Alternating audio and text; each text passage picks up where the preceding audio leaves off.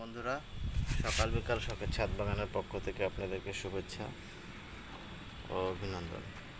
আজকে আমরা প্রত্যেকটা গাছে জৈব সার দিব, সাথেই থাকুন।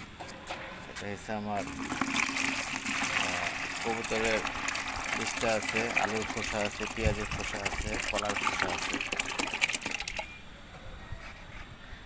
দেখতে পাচ্ছেন বন্ধুরা। এটার ভিতরে আছে আপনার সরিষার খোল পচা,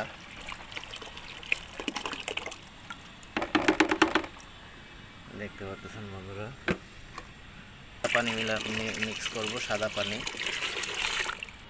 এখন বন্ধুরা আমরা প্রত্যেকটা গাছে দিয়ে দিব।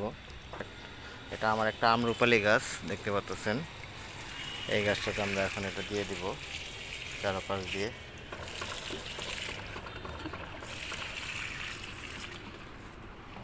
এটা হচ্ছে আমার একটা থাই জাম্বুরা গাছ, এটাতে আজকে দিয়ে দিব, প্রত্যেকটা গাছে দিয়ে দিব। তো আপনারা যদি এইভাবে প্রত্যেক সপ্তাহে দুইবার, মানে মাসে দুইবার করে, মানে 15 দিন অন্তর অন্তর সপ্তাহ দিতে পারেন, দুইবার করে এইভাবে আমি যেভাবে তরল সারগুলো তৈরি করছি সেভাবে যদি আপনারা দেন, তাহলে আপনাদের গাছে খুব ভালো কিছু পাবেন।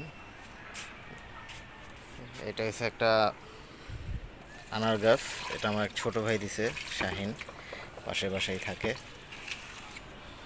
প্রতিটা গাছে আপনারা এইভাবে দিয়ে দিলে আপনারা ফলন ভালো পাবেন।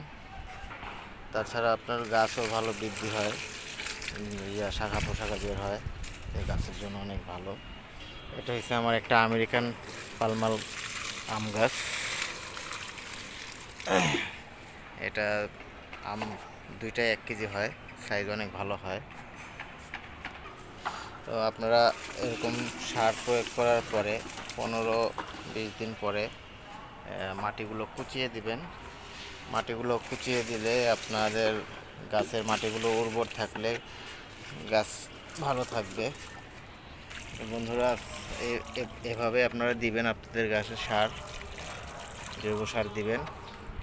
এতে আপনার দেখেন, এখানে আমার একটা আপেল কুল গাছ, পাতাগুলো কত সুন্দরভাবে হয়েছে। তো আপনারা এইভাবে আপনাদের গাছগুলোকে যত্ন করবেন। ভিডিওটা অনেক বড় হয়ে যাচ্ছে, তো আজকে এই পর্যন্তই বন্ধুরা। সাথেই থাকবেন ভালো ভালো ভিডিও পাওয়ার জন্য। আসসালামু আলাইকুম।